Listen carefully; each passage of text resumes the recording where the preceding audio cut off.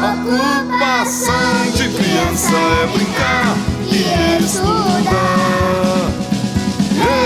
Ocupação de criança é brincar e estudar. É claro que posso ajudar minha família dentro do lar. Pequenas coisas posso fazer, com os meus pais eu vou aprender. Mas sou criança, não posso ser o responsável pelo meu lar. Os meus tutores devem prover todo o cuidado para eu viver. Ocupação de criança é brincar e estudar.